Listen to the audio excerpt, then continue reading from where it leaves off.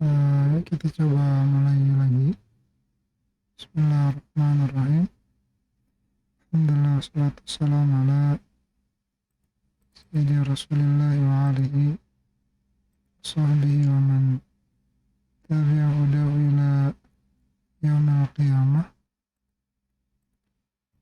Seperti yang sudah saya katakan kemarin bahwa ada perbedaan antara tafsir dan tadabbur Al-Quran, bahwa tafsir itu maknanya adalah penjelasan hal-hal yang tertutup, yang tidak mungkin bisa dipahami dalam Al-Quran oleh orang-orang yang memahami bahasa Al-Quran, yaitu bahasa Arab. Sementara jika lebih jauh dari itu, jika menyentuh ranah pribadi seorang, relate-nya ayat itu dengan kehidupan dia atau bagaimana memaknai hikmah-hikmah dan pelajaran-pelajaran dalam satu ayat dalam kehidupan pribadi seseorang, maka itu lebih kepada tadabbur atau ta'ammul atau tafakkur. Ya, terkadang dibedakan jika yang difikirkan atau didalami itu adalah ciptaan-ciptaan Allah, dibilangnya adalah atau dikatakan tafakkur. Adapun kalau misalnya khusus untuk Al-Quran dipakai istilah at-tadabbur. Tentunya tadabbur ini sesuatu yang sekurang menjadi kewajiban atau menjadi sesuatu yang sangat penting bagi seorang muslim, dan seharusnya menjadi kewajiban ia untuk setidaknya mentadaburi apa yang dia baca atau apa yang dia baca di sholatnya atau yang dia hafal. Itu sekurang-kurangnya, karena di situ ada perintah, ada pengingat, ada hal penting yang harus diketahui oleh seorang muslim.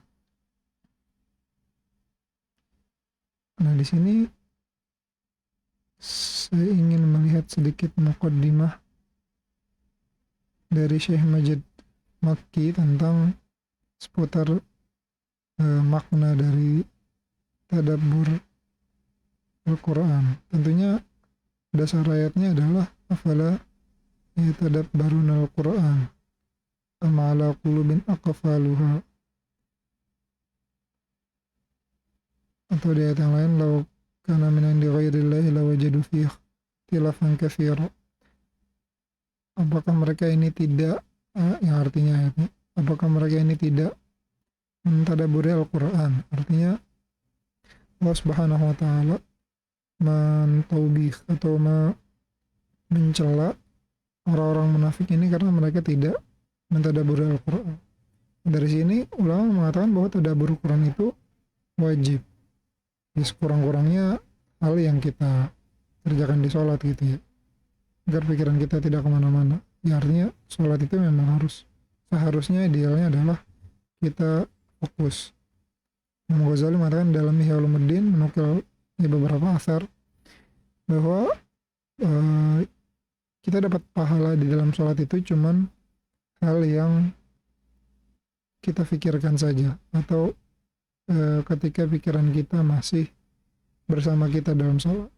Tapi kalau misalnya pikiran kita sudah melayang kemana-mana, itu udah nggak ada pahalanya sholatnya. Nah, maka penting untuk memikirkan bacaan sholat kita, dan diantara bacaan terpenting dalam sholat kita adalah surat Al-Fatihah. Nah, maka minimal kita mentadabburi Al-Fatihah tersebut, yang itu adalah rukun daripada sholat kita, yang dia diwajibkan oleh kita sebagai seorang muslim untuk membacanya. Ya, artinya jika itu wajib, berarti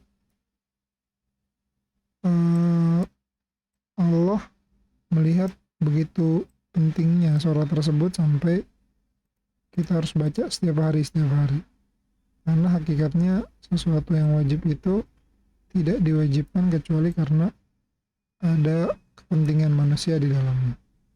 Nah, langsung saja kita lihat di sini.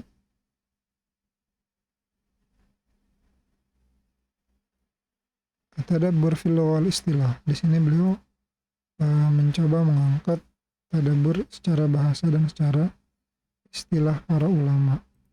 Tadabbur lughatan ma'khuzun madati dal ba ra wa hiya akhiru syai'i wa khalfih aw khalfuh. Qalu dabbar al-amra wa tadabbara nazara fi aqibatihi. Jadi kalau bahasa Arab itu kan namanya lughah istiqaqiyah atau bahasa yang dipecah dari satu kalimat asal. Nah, kalimat asal daripada tadabbur ini dari kalimat da, ba, dan ro. Dan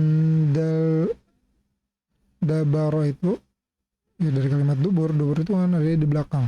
Nah, maka tadabbur itu artinya dari sesuatu yang ada di belakang. Nah, maka di sini dikatakan, orang Arab mengatakan dabbar al-amr, dia mengatur satu perkara, wa tadabbarahu, dan dia mentadabburkan perkara itu. Apa itu mentadabburkan perkara itu? Nazara fi aqibatihi, dia melihat ke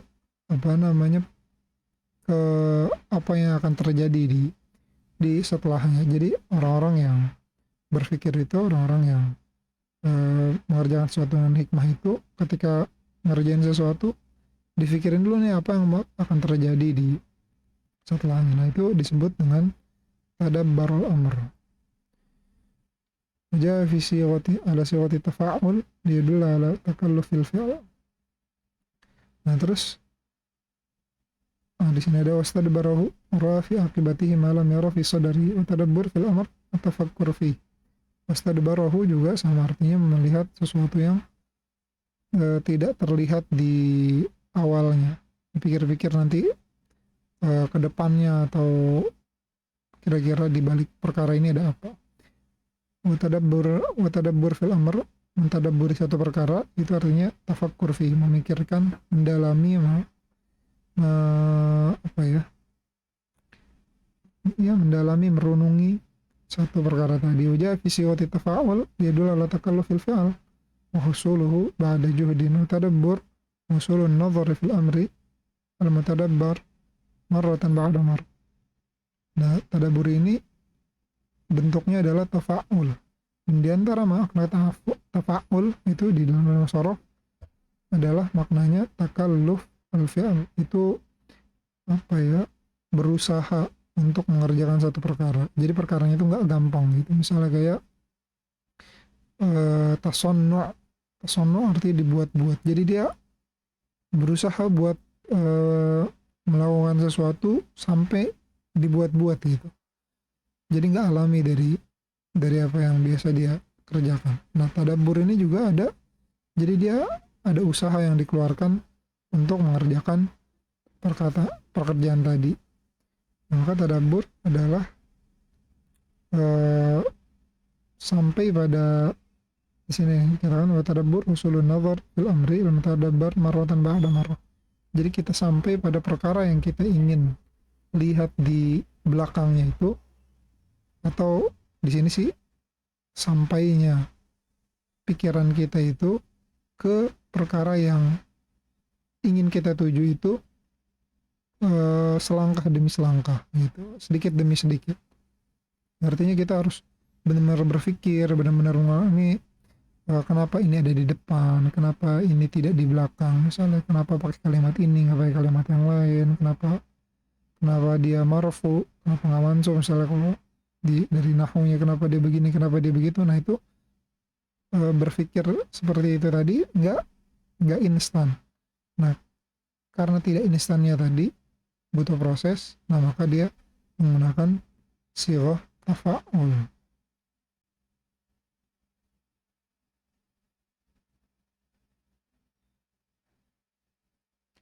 Dan di sini beliau juga menukil dari Al-Imam Al-Alusi, Sahibul Tafsir, Aslu tadabburi ata'ammulu fi adbaril umur wa waqibiha thumma istu'amila fi kulli ta'ammulin sawa'un kana nazaran fi haqiqati syai' wa jazaihi wa sawabiqihi wa asbabihi wa lawahiqihi wa aqabihi. Jadi tadabbur itu aslinya adalah untuk memikirkan akibat-akibat dari satu perkara, tapi lalu dipakai untuk sesuatu yang lebih umum. Bisa dipakai buat memikirkan apa sebabnya dulu sebelum terjadi, bisa juga apa akibat setelah ini terjadi, atau berpikir tentang bagian-bagian daripada perkara tadi gitu. Nah, secara istilah huwa tahdiqu nadhir al-qalb ila ma'ani al-Qur'an wa jam'ul fikri ala ta'ammulihi wa ta'aqqulihi huwa al-maqsudu binzalihi la mujarradu tilawatihi bila fahmin wa la tadabbur. Nah, tadabbur secara istilah ini, istilah pertama beliau menukil dari Jusalikian Muqayyim. Makna tadabbur adalah tahdiqun nadhiril qalb. Tahdiq itu apa ya, memfokuskan. Jadi tahdiq itu kalau mata itu fokus, artinya memfokuskan seseorang yang memandang dengan hatinya, artinya seorang yang sedang berpikir dengan hatinya itu ila ma'anil Qur'an. Jadi dia memberikan satu fokus pikirannya itu ke makna-makna yang dikandung oleh Al-Qur'an. Wa jam'ul fikr ala ta'ammulihi wa ta'aqqulihi, dan dia mengumpulkan segenap pikiran dia, segenap kekuatan berpikir dia untuk merenungi dan memikirkan tadi makna-makna Al-Quran tadi.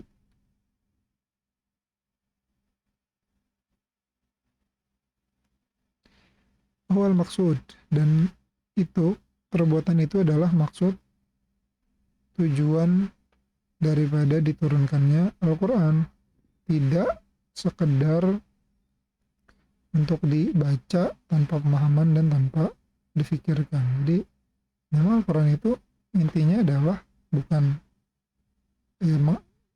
untuk dihafal juga, cuman dihafal itu untuk dibaca, dan dibaca itu untuk dipikirkan dan diambil pelajaran-pelajaran di dalamnya.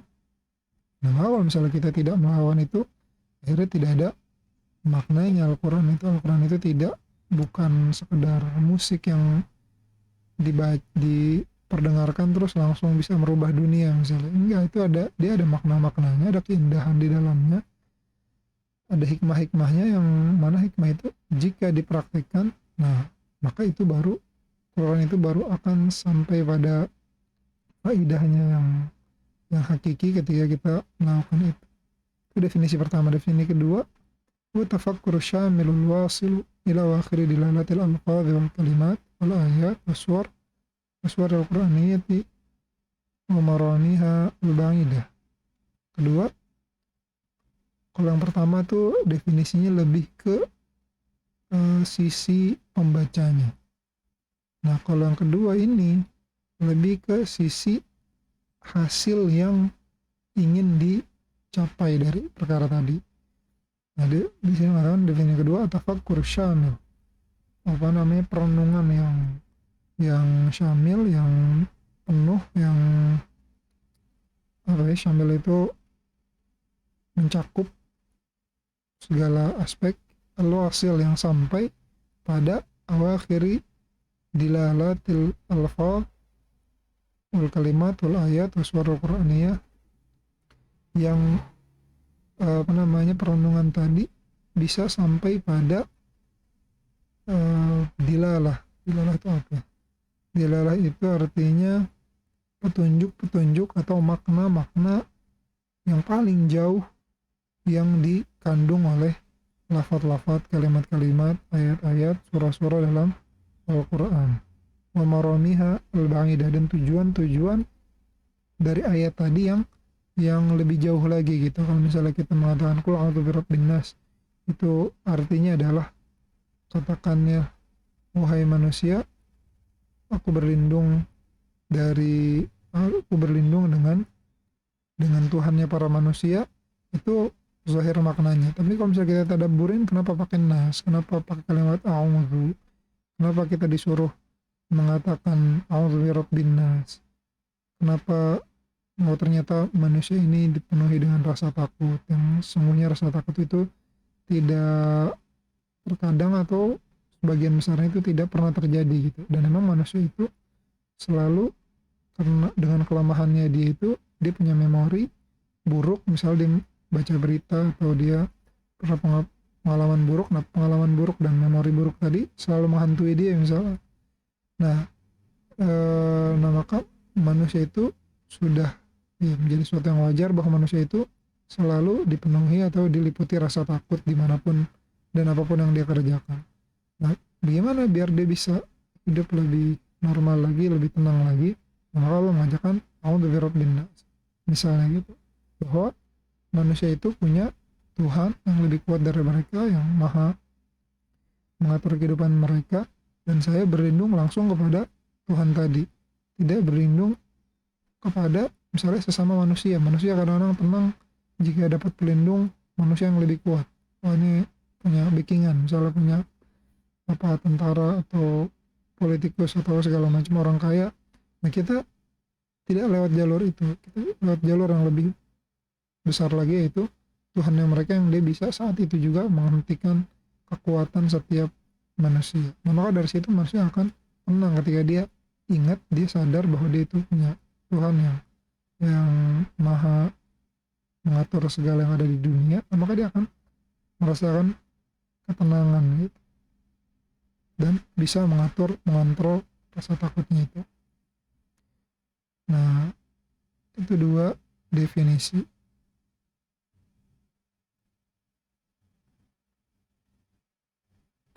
Nah, di sini juga beliau mengatakan bahwa min al-kalimat allati bainaha wa baina tadabbur taqarrubun wa tadakhul fil ma'ani wa tafakkur wa ta'ammul. Dan di antara kalimat-kalimat yang mendekati kalimat tadabbur itu ada kalimat tafakkur dan ta'ammul, berpikir dan merenung gitu, mendalami sesuatu perkara. Jadi semuanya sama ya, artinya bahwa kita mengeluarkan segala kemampuan berpikir kita, atau kita menggunakan hati kita yang paling dalam memahami satu perkara gitu.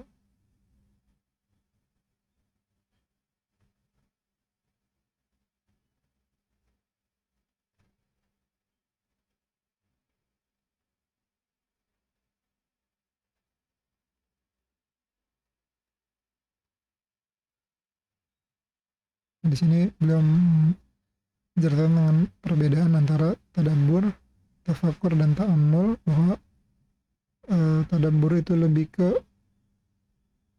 ke akibat dari satu perkara, sementara tafakur itu adalah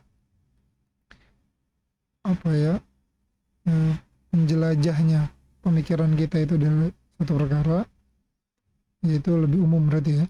Sementara ta'ammul itu idamatun nazar atau tasabut, jadi lebih ke sesuatu yang kita pikirkan terus menerus gitu, ta'ammul. Nah, maka ini ada sedikit perbedaan antara tiga makna ini.